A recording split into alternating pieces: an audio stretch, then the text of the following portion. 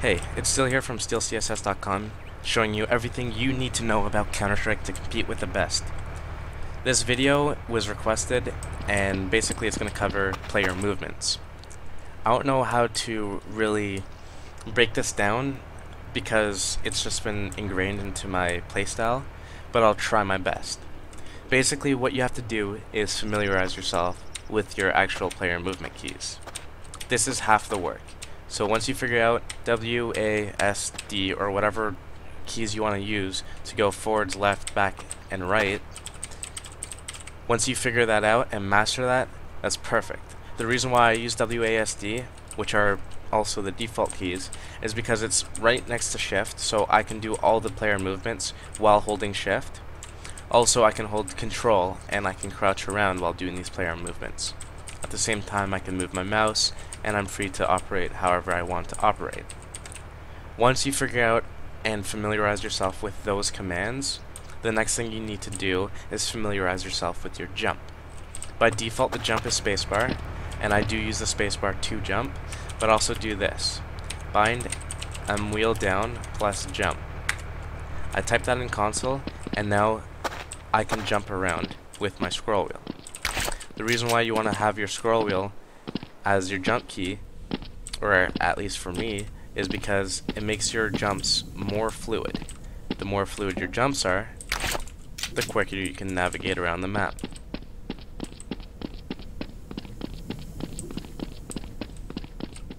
It's a lot easier to jump around than it is to run and trap yourself on hitches.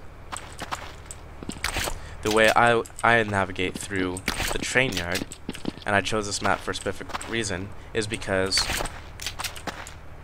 it's really difficult to get over these hitches. You get stuck on these hitches unless you know how to jump the right way. By using scroll wheel, you're able to navigate yourself in and out of the trains, the lanes, and the hitches effortlessly. The way I do this is by strafe jumping. Strafe jumping basically is strafing and turning your mouse in unison when you jump. So you get forward momentum first, and then you hold your strafe key and turn your mouse the direction that you're strafing, and you jump. And that's going to get you your strafe jump. To get through an object like this when you're at a funny angle, you might have to jump right and then jump left as soon as you land, because there might be something blocking you from going a certain direction, or you just don't want to go a certain direction in general. You can definitely switch. If you're jumping right, you can switch left and then right and then left. There used to be something called bunny hopping, which has been removed from Counter-Strike Source in recent updates, and basically what happened is you kept gaining speed. Every time you'd basically be falling, you'd be gaining speed. The speed would just keep adding up and adding up and adding up. The recent update has basically made it so that you don't keep gaining momentum. You still can do this basic weaving tactic to get around the map quicker and to get in and out of spaces more more effortlessly. What I mainly use this for, besides rotating and being fancy, is for dodging bullets, and it's a very great tactic to have. Basically though, if there's a counter-terrorist in Z connector posted up on you, waiting for you to cross into hell, would you rather run across like this, where your feet are exposed the entire time? Or would you rather come in through T connector and basically jump across like this, where you're across quickly and then you can post up and kill anyone? Obviously you would rather the latter.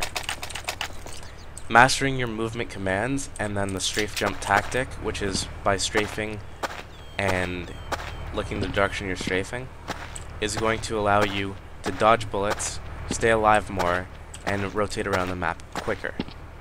If you're able to do these things, your clutch ability will improve, your rotations will be much quicker, attacking as a terrorist will be much more safe because you can actually dodge bullets basically, and you'll just see an overall improvement in your gameplay because you have a better command of your actual player model.